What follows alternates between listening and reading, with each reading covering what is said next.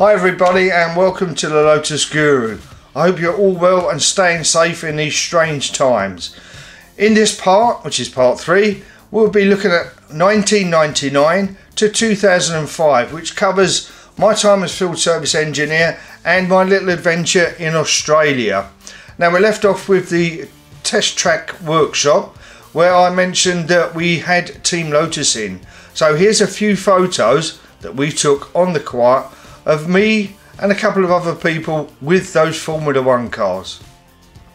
Here's me and Fred Warren, Fiberglass Fred, posing by the back of the Team Lotus 107 F1 car of 1992. Here's one of me and Gary Cross doing the same. And one of me sitting in the Formula 1 car.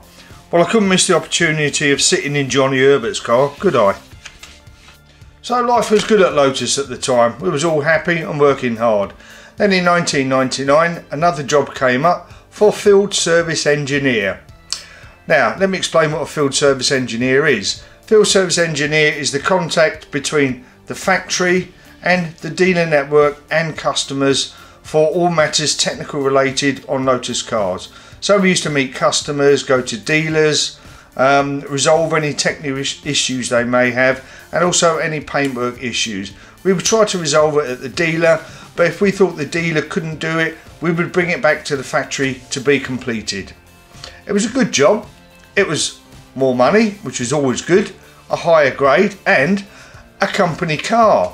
But of course it wasn't a Lotus. I myself had an Astra Sport, and Gary also became field service engineer and he got a Vectra. So it was good. We was out on the road and having some good times. Around this time we moved from the centre of the test track to the new service centre, which was based just down the road at Kettering Hall. Now, we had a large staff there. We had technicians, we had our own trim shop, we had our own body repair shop, and it was a really nice place to work. Now, down at Kett Hall, as we used to call it, it was a bit like the good old days of the service garage. There was a good amount of people there. We was left on our own devices, so it was really good for us and a nice place to work. Field service engineers were based down there, as were the warranty auditor. So a nice place to work. We enjoyed it down there. The surroundings were absolutely fabulous. And this photo shows the staff that worked there. This photo was taken just before I went to Australia. Now, Kett Hall was another place which had a World War II history. It was the HQ for the 2nd Combat Bombardment Wing Heavy United States Army Air Force. There was about 700 personnel stationed here, and just after VE Day, Jimmy Stewart took command. Yes, Jimmy Stewart, the Hollywood actor. He had flown about 20 combat missions from Tibenham Airfield just down the road. Like I said, it was a nice place to work, and some interesting events went on there. So this is where this picture was taken, using just over 1,000 of the factory staff to create the Lotus roundel. Right at the bottom of the roundel is Romano Artioli, the owner of Lotus at the time, with his granddaughter Elisa, who the Elise was named after. She's all grown up now, but she still drives this Mark I Silver Elise. Colin Chapman bought the hall in about 1970, and the Team Lotus Formula 1 team moved in. When Team Lotus finished in 1994, it became home to the Lotus Esprit GT team, racing in GT2 and GT1 with the Type 114 Esprit. Later on, the Elise Type 115 GT1 was used, and many of the staff were ex-Team Lotus members. The Chapman family still own Kettering Hall to this day. In the year 2000, I got married again, and of course Lotus featured in my wedding. For a wedding car, we had a metallic black Esprit V8 Sport 350, which was Dave Godber's car. He was the head of Lotus cars at the time. What was special about this car was it was the first of only 2, I believe, made in this colour, and it also had modified engine calibration, which made it pretty damn quick. This was used to transport Julie, my soon to become wife, to the wedding venue, driven by my best mate Neil Turner, who was then Lotus Service Centre manager. Now, the year before, I was Neil Turner's best man at his wedding to Sandra, and of course there was a Lotus involved in that. We borrowed an Esprit Sport 350 and I took Neil to his wedding venue for that. During the reception, I took Julie out to this Sport 350, sat her down in it, and I proposed to her in that car. So the Esprit has played a big part of my life, and it holds a very special place in my heart. Now, some of you may be wondering why I'm wearing a Royal Air Force uniform at my wedding. Well, at the same time, there was something else that was very prominent in my life. In 1989, I joined the Royal Air Force Reserves at RAF Malcom. I joined as a gunner on 2620 Squadron, Royal Auxiliary Air Force Regiment, stationed at RAF Malcom in Norfolk. Now, this was very hard work, as anyone who's done any soldiering would know, but it's very rewarding. I got to do so many different things, travel to very different places, and I would recommend it to anyone. Now, if anyone who's watching this is thinking of joining the military reserves, be it the Royal Air Force, the Army, the Navy or the Royal Marines, just do it. You won't regret it. I had a great time, I made many friends, and it changed my life. One of those very good friends that I made was a guy called Mark Secker, although we called him Boris. He went on to own an Elise Mark 1 and a very nice Esprit V8, so I did a pretty good sales job on him. So obviously all these were involved in my wedding as well. Lotus on the left in this picture and the Royal Air Force on the right. And this is Jules and me with the Black Beast. After the wedding, Julie and I flew out to Australia. As Julie was born in Australia, it was very good. She had some family there. We had a great 3 weeks in Australia, and obviously later on in this story, Australia features again. In 2000, I was seconded to GM, namely Vauxhall Motors, to support the VX220 for its launch into the field for the first 12 months. I had to spend some time down at Griffin House in Luton at Vauxhall's headquarters. It really opened my eyes. When you look at the scale of the things that GM do compared to Lotus, you realise how small Lotus was. Now, my point of contact at Vauxhall was a guy called Malcom. Malcolm's a lovely bloke, been at Vauxhall for years and years, but interestingly, he also owned a vintage Bentley, which was very nice.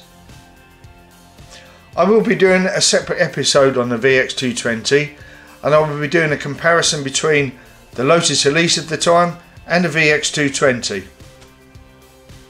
My secondment to Vauxhall ended in November 2001, but earlier on that year, Lotus had endured another large redundancy process. Sales and marketing, the department that I came under, were hit hard. Out of the 50 staff, we lost about 30, so we lost about 60% of our department. So because of this, I went home to Julie and said, let's try life down under. So I applied for a visa, which was accepted because Julie being Australian made it a little bit easier. We sold everything up in the UK, booked the flights. Neil Turner and Sandra took us to the airport at Heathrow, and we waved a tearful goodbye to the UK. So we arrived in Australia in January 2002 after spending a nice week in Bali. We'd arranged to meet the National Service Manager for Lotus Cars Australia, a guy called Richard Holland. Both Julie and I went along and we met with a guy called Bobby Zagami. He had just recently become the owner of the Lotus distributorship in Australia. We had a chat with him and he offered both of us a job at the same time. Me as the chief technician on the Lotus side and Julie as administrator, stock controller within the dealer. So Australia was living up to his name as the lucky country. Now I'd like to say a little bit more about Bobby Zagami. Now this was Bobby's first foray into the automotive world. His background was in hospitality, but I've never met a man with more passion for cars and indeed customer service. His attention to detail was fastidious. He looked after the customers 100%. The first facility was in Church Street in Richmond in Melbourne, a fairly modest building that Bobby had bought and heavily modified it, adding an extra floor on top, showrooms, a shop and a really nice workshop.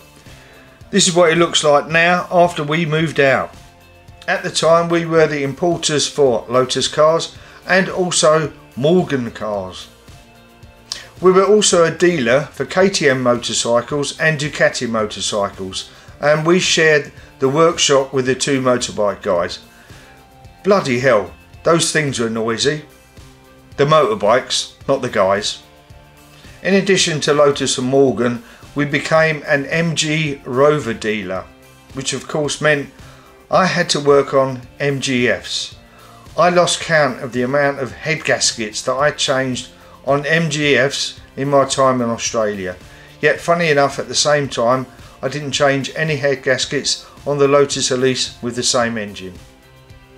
Now, for us to be able to sell the Aero 8 Morgan in Australia, we had to comply with Australian Design Regulations, or ADRs.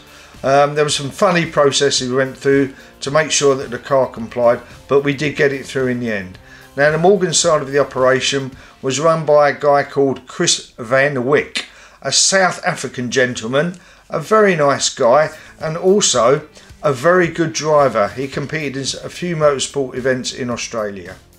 Now, we also carried out this exercise with the Noble M12 to get that complied for sound in Australia. This was a lot more difficult than the Morgan task, in that the biggest thing that we couldn't get through with the Noble was drive-by noise. We did everything. We shaved the tyres down to their minimum legal limit to reduce tyre noise. We blanked off one of the tailpipes to quieten the exhaust down a bit, and I even made a stainless steel induction damper to try and quieten down induction noise. Now, we had several attempts at this. The guy from the Australian Design Regulations was there with his decibel meter, and after all the attempts that we made, we failed by half a decibel. After that, the company that was importing the Noble into Australia went bust, so the Nobles were never on sale in Australia. Now, initially in the workshop it was just myself doing the cars and the two motorcycle mechanics, Tony and Saki, doing the bikes.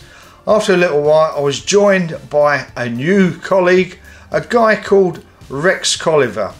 Now, Rex is no spring chicken, well he wasn't back then and he won't mind me saying that, but his passion for cars and particularly Lotus was unboundless. Back in the day he used to race a Type 47 Europa and a single seater. A lovely guy, really knowledgeable about Lotus and a fantastic advert for Australian people. And then a bit later on we was joined by another technician, a guy called Rob Notto. Now, Rob was a good technician. He used to do some race day mechanicking for one of the V8 supercar teams. He was passionate about Lotus, he loved Lotus, and at the time we was carrying out conversions to Exeges to the 240R spec. Now, Rob went off to Hethel to do a 2-week course how to do this, and he came back with a very good impression of the guys at Lotus. He had a good time and he learnt a lot. This is a picture of me and Rob with one of the 240Rs we were converting at the time. As things progressed and Bobby started to expand, we outgrew our location in Church Street. So we moved to another location in Cremorne Street, much bigger workshop, nice showroom, and this picture is of it as it looks now, and it's been taken over now by Simply Sports Cars, who are the importer distributor for Lotus cars in Australia now. We eventually outgrew this facility as well, and we moved to a larger premises in Flockhart Street. Now, Flockhart Street in Melbourne was a couple of streets away from the Carlton United Brewery, so all you could smell was the hops being toasted to make the beer. Did make you fancy a beer quite a lot. Now the Zagami Automotive Group under Bobby kept growing. We then took on Citroën and Alfa, and just before I left to come back to the UK, Bobby had taken on Ferrari and Maserati. Bobby kept growing his empire, and he's now one of the biggest, most prestigious European dealers in the whole of Australia. I had the pleasure of working with Bobby and also his father Robert. He was a real character. Also Bobby's brother Adrian and his lovely sister Rebecca. I had a good time at Lotus, but the draw of Blighty was pulling me back, so we decided to sell up and come back to the UK. So now it's December 2005 and we are leaving Australia, homeward bound to the UK. We made a lot of good friends in Australia, some very, very good friends, some lovely people in Australia, but these weren't any of them. The lovely Huntsman used to visit us inside our house, big ugly looking bugger, but outside we had the nice looking redback. I'm pleased to say they stayed outside as well. So we arrived back in the UK to dear old England. Freezing bloody cold, but it's home. Now in part 4, which is the last episode, I will be telling you about what happened when I came back and went back to Lotus Cars UK. I thank you for watching. I hope you all stay safe. There's a vaccine on the way, so hopefully we'll be coming out of this COVID nightmare and getting things back to normal. So until then, stay safe and take care. So long.